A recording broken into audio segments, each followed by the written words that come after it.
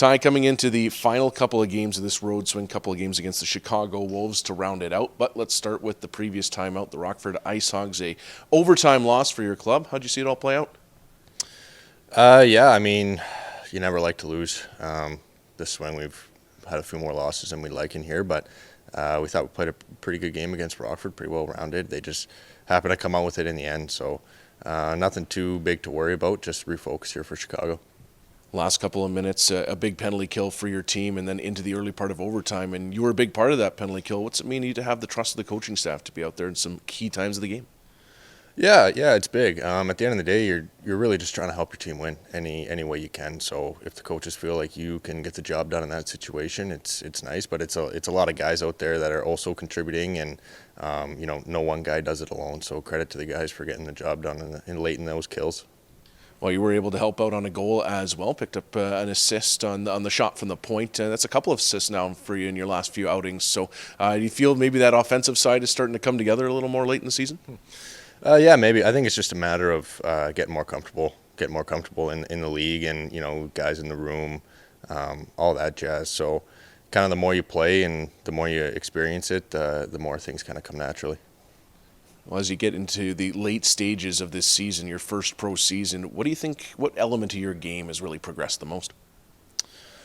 Yeah, just, it's hard to pinpoint one thing because, they kind of all lead together.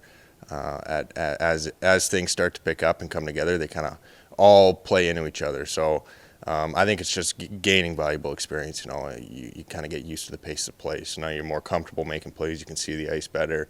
You can close on guys quicker. You can anticipate plays a little better. So it's just kind of everything all at once, kind of as you learn.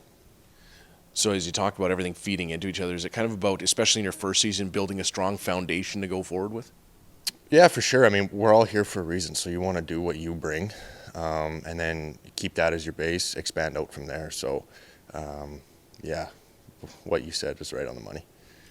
And then as you look to these games against Chicago, obviously a team that you're very familiar with, what's it going to take to pick up a couple of key points here, or I guess 4 key points as you look to finish this road trip above 500? Yeah, we want to battle. It starts in D zone. We want to make sure we're coming off the walls clean, getting back hard, back checking. We want all guys supporting the puck at once. So if we do that and we battle, we got the will of in that locker room to come out on top. And as you looked at the run where you guys had plenty of success, you had points, I think it was 18 of 22 games. You were getting a lot of those 60-minute efforts, real consistent.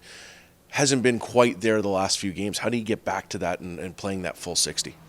Yeah, it just comes back to your identity as a team. It's no different when a player maybe goes through a slump. He's just got to go back to his basics, what makes him effective, and then build out from there. It's the same with a team mindset.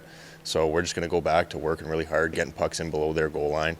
As cliched as it is, it's a strength of our team, and we'll kind of build out from there, make sure we're all working hard for each other.